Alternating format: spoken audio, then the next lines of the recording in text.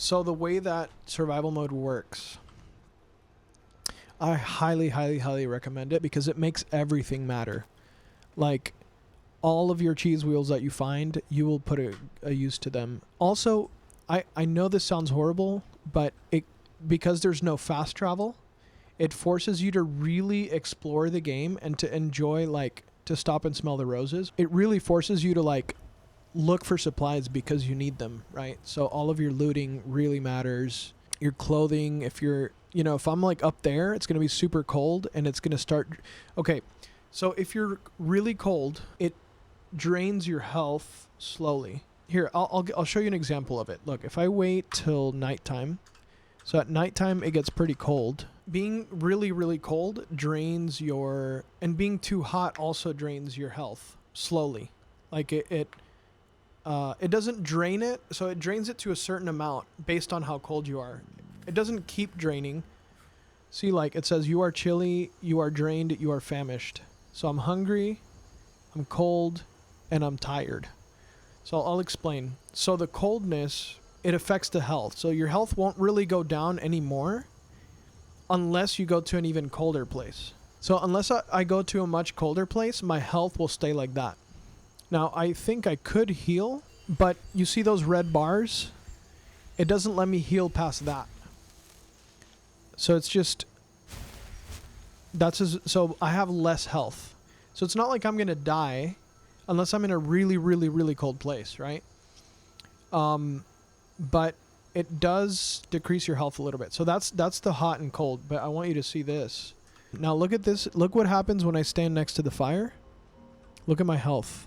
You see how like the red bars are kind of going away? And also on the top right where the compass is, you see the little sun symbol? The sun symbol on the top right, it means that you're getting warmer. And also my health is fixing itself. And now on the left, it's top left, it says you feel warmer. So then now I have full health. And if I step away, it says you are warm. If I step away, you see the little frost symbol next to the compass. It means that I'm cold now, but it hasn't really affected my health yet. If I stay out here, like if I go in the water, I'll get extra cold. And then it'll probably affect my health. Start affecting it a little bit. But it's not like, it's not super, I don't want you to think this is like Tarkov where it's not super like crippling or super hardcore or like a really extreme difference. It's a very subtle thing where I can just be out here in the cold for a pretty good amount of time. I'm not going to die. I might lose a little bit of my max health, but it's completely fine. So that's the hot and cold system. The next system is, you notice right now my stamina on the right is really drained. That has to do with your hunger. So your health is like your warm, cold, and your stamina has to do with your hunger. I think I have some food. Let me eat some food. If it's uncooked food, you can get a food poisoning, and then you have to buy a potion of cure disease. So you actually have to cook your meat. You can't just eat it raw like in regular Skyrim. Also, if I eat bread, it's not really gonna like do much to my hunger. But eating a cooked meal, for example, boiled cream treat, that's like a prepared recipe. One of the ones you can cook by the fire, that actually does a lot more for my hunger. And so like I can eat this cheese wedge, cheese wheel.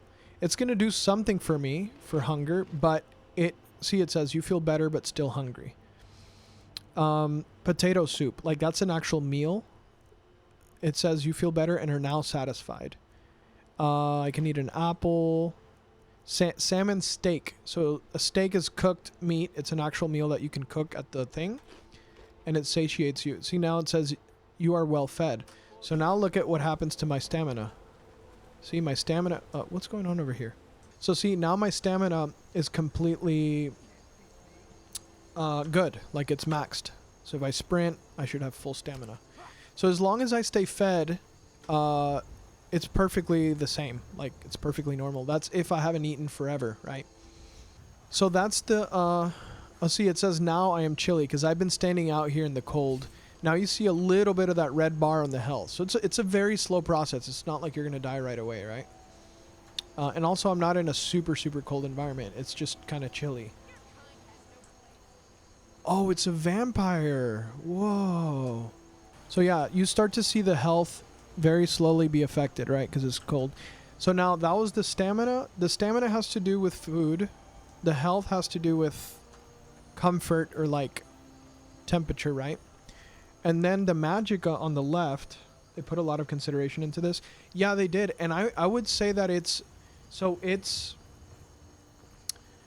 like, it's a little harder, but not really. It's not like a hardcore super, it's not a very punishing game to play on survival mode. It doesn't like punish you. It just kind of forces you to like use your environment. Like it's more immersive. It kind of makes you like use all your resources, consider things that you wouldn't consider before. But yeah, so like when I go in here, you'll see that I won't be chilly anymore. Read the top left. The air was warm in here, and then it'll say, like especially if I stand close to the fire, it'll say you feel warmer and are now comfortable. See? So it just kind of makes it cozy. It makes it like you actually feel so immersed with the character, you feel like what they're feeling, you know, in a way, or more so. So I really like that. So, and then the magicka on the left, the red bar on the left, is because I haven't slept in a while. Like I was standing there for many, many hours, right? I skipped 10 hours. So as you can see, 10 hours is like any normal person would go to sleep after 10 or 12 hours, right? So it's only normal that you'd lose a little bit of something. So it's not like the game punishes you that hard. I could stay up like 2 days and be fine. But when you're in a dungeon, it actually forces you to like use your bedroll. Like you're actually go in a dungeon looking for a bedroll so that one, you can level up, because you can't just level up whenever you want. You can only level up when you sleep. So that's another one. But you're also looking for a bedroll so that you can get rid of that bar with your magicka. So now if I sleep, let's just sleep good 8 hours, right? So yeah, as you can see, now the magicka is completely full. And now it's like I have full access to all my magicka because I'm well rested. So that matters now. And you can be like, if I sleep in a bedroll instead of a bed, an elevated bed, I wouldn't get as much of a restful sleep. So it'll only heal less of my magicka. I would have to sleep longer on a bedroll to get the full like red bar taken away from my magicka. If I sleep in a bedroll instead of sleeping in a bed. But if I do sleep longer on the bedroll, then that means that then when I wake up, I'm going to be even hungrier, right? Because I haven't eaten in a longer time. So now, because you slept in a bedroll, now you're having to eat more food to compensate, right? So when you find a bed out in like a dungeon, or like you're out exploring and you find a bed, you're like, oh yes, like this is good. So it makes you appreciate like everything in the game. And you know, sometimes you might be a little down bad, and that's kind of part of it. And you're like looking for your next meal, and that survival aspect is really cool. Like it sounds a little daunting when you read like what it says, but when you actually play it, it adds a whole dynamic to the game that I think is like super cool. Which, by the way, I think you can turn on survival mode at any moment. I highly recommend it, and if you ever want to give it a try, you can. You can always turn it back off too if you don't like it. But yeah, also it makes cooking, like the cooking pot, way more important, because you actually have to like, I think I already cooked everything that I had, but it actually forces you to, you know, plan. Like when you see a salt pile, you're actually excited because it's like it means I can cook the slaughter fish that I caught, you know. Yeah, it just has some cool, it's a really cool way to play, I think. And it's not so punishing that you're like, oh my gosh, like I have to eat again, this sucks. Like no, you play pretty normally, and then just over time, like as you play, oh, I found a piece of bread, let me just eat it. Like instead of looting it off the body, let me just eat it. And it just kind of tops you up, you know. Ayo. So the carry weight, you have a little bit of reduced carry weight in your when you play survival mode, you have a little bit less carry weight, but now that you have the backpack, it kind of makes it like vanilla Skyrim in a way. Like it makes it how it always was before the backpacks. So it kind of compensates having backpack and your companion having a backpack. It really doesn't affect that much. Okay, so that's that. The other thing that I was gonna say is that whenever you like a lot of people may not want to play survival mode because they're like, oh, I can't fast travel. Okay, but here's the thing about that is, number one, you in a way can fast travel, and I'll show you how. I'll show you how. So this is the stables, and next to the stables there's a carriage driver. So first of all, where is my horse? Because I do have a horse. Oh, here he is. So first of all, if you absolutely do need to fast travel, you can talk to every major city has a carriage driver. So you can talk to him, you can hire him. He's not expensive. You hire him for like 50 or 20 gold depending on where you want to go, and he can take you to every other major city. And it's just like whenever, look, we'll do it real quick. Let's go to Falkreath. And I'll show you like how quick it is, right? So you just get on, you pay the gold, and then you're basically there. Like it's really quick. And it's essentially kind of like if you fast traveled, right? And your horse travels with you. So if I need to fast travel to another major city, I can just take the carriage, right? You just have to plan where you want to go better so you can be in a city if it needs to be. Yeah, so there's little towns surrounding the big cities, right? And you can kind of like, but that's kind of what your horse is there for. So it also forces you to utilize your horse a lot more because you can get, before that, you're like having a horse basically didn't matter because the horse is pretty slow compared to just fast traveling.